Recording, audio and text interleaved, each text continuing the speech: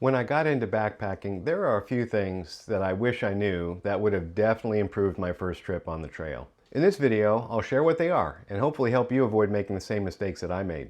If you're new to the channel, I'm Jeff and I create videos about backpacking topics and my own backpacking adventures. If you enjoy them, please subscribe to be notified each time I post a new one. Okay, let's talk about my mistakes.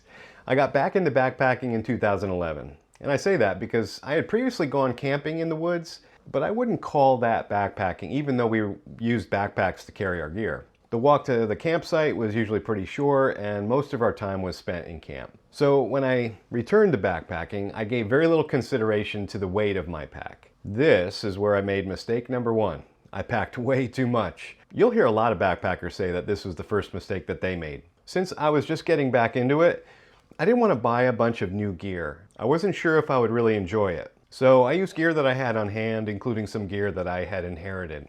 My pack was huge. It was my dad's old pack and it must have been over 100-liter capacity, maybe 110. Since I had all that room, I gotta fill it, right? I had several knives, a metal shovel, a candle lantern thingy. The list goes on. It was ridiculous. Even though the hike to camp was just 1.25 miles with a little over 300 feet of elevation gain, I was in pain. My hips were killing me. Don't make the same mistake.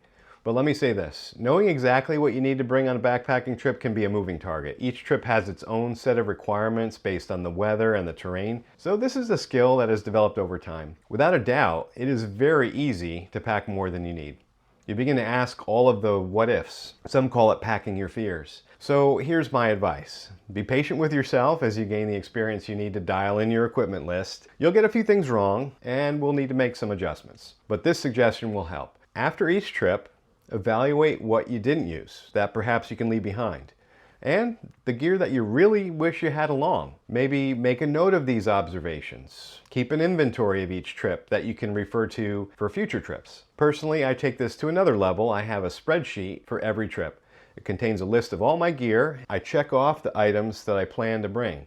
Then the spreadsheet totals the weight. This way I know exactly how heavy my pack will be when it's loaded, including food and water. It also helps me to remember everything when it comes time to pack. You can forget some really important things unless you do that. That brings me to mistake number 2. Don't forget to bring a pillow. That's what I did. Now, please hear me out. This might seem like a small thing, but a camp pillow is a component of a broader collection of gear called your sleep system. Arguably, your sleep system is one of the most important gear choices you can make. A bad night's sleep is miserable and can seem endless as you lie awake in the middle of the night with no one to keep you company but your thoughts and that very unusual sound you heard in the woods. On this trip, I had a sleeping pad and a sleeping bag. They were both new, not terrible. However, the big problem was my assumption that I could just ball up some clothes and stuff them in a sack to rest my head. In my case, this was a big mistake.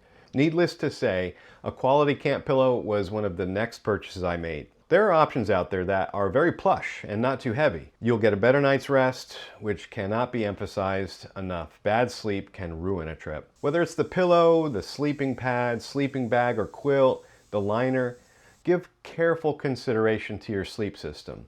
Maybe test it out before the trip. Spend a night in your backyard. It's worth the effort to get it right.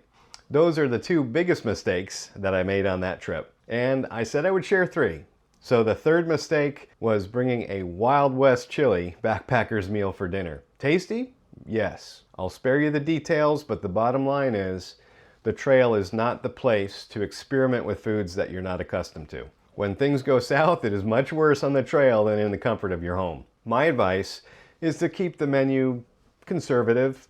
Know what food sensitivities you have and be prepared for the worst case. I always carry a couple remedies that can help in the case of an unsettled stomach. Remember that you may be pushing your body when on the trail.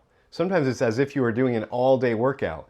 For me, bland, easy to digest foods are the way to go in those circumstances. Of course, you know your body and your limitations. Maybe you have an iron stomach. I don't. So keep that in mind when selecting the menu. I hope you enjoyed hearing about my mistakes and that this video helps you to avoid making them too. If you enjoyed the video, please give it a thumbs up and subscribe to be notified when I post a new one. Thanks so much for watching.